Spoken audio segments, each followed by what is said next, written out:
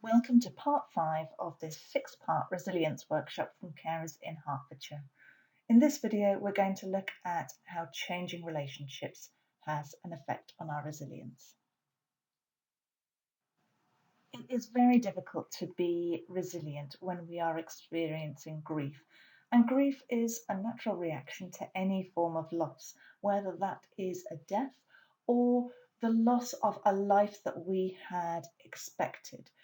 So we can grieve for a lost retirement where we had been planning to do all sorts of things and suddenly a diagnosis has meant that has changed.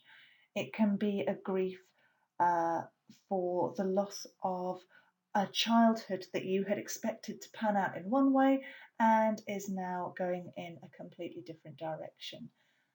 Grief is something that we all experience and it is perfectly natural. That is no consolation. I know when we're going through it, it is hard. We go through 5 stages of grief: denial, anger, bargaining, depression, and acceptance. These are sometimes called the Kubler-Ross stages of grief. And films and literature would have us believe often that we start in denial, we work through all of them, and then we reach acceptance, we come out the other end, and we're fine. We're no longer grieving, we're over it. And it just doesn't work like that. We experience any or all of these emotions, possibly simultaneously. Sometimes we go back and forth between them, sometimes in the space of just a few hours. It is not a logical journey with a start and an end point.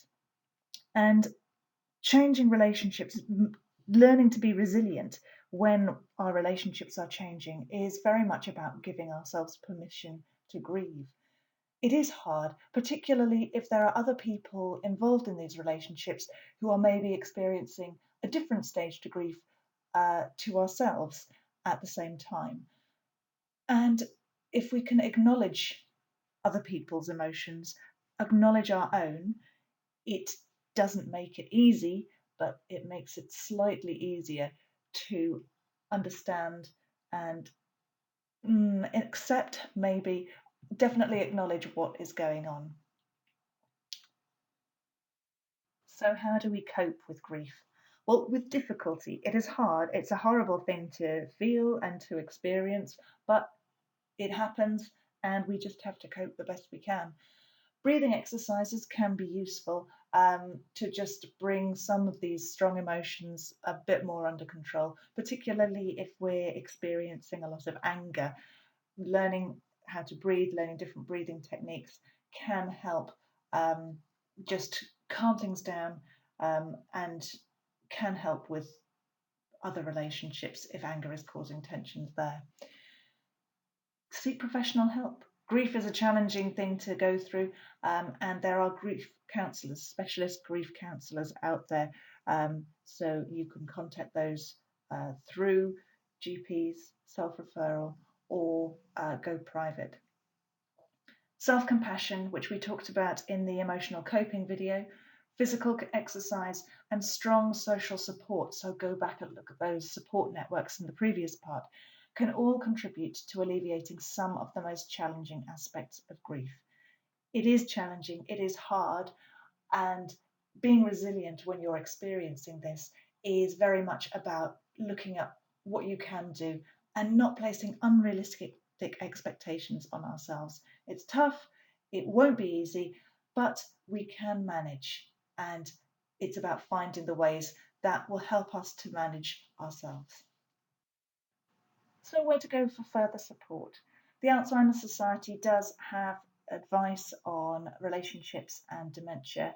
Headway has something similar on relationships after brain injury. You can give them a call, or these resources are available on their website. So, just have a look. HPFT does offer counselling that you can refer yourself to or access through your GP. They offer something called interpersonal psychotherapy, which is very much looking at relationships in the here and now, not necessarily delving back into your past and finding certain triggers, but looking at managing relationships as they are at the moment. Hospices are another place that we can get support with changing relationships. They're open to anyone who is caring for someone with a life-limiting condition, and they also have lots of support available for uh, carers as well as the person they're looking after. That's the end of part 5. Next up, we're going to be looking at further resilience. What comes next? Where else can you go for more information? I will see you there.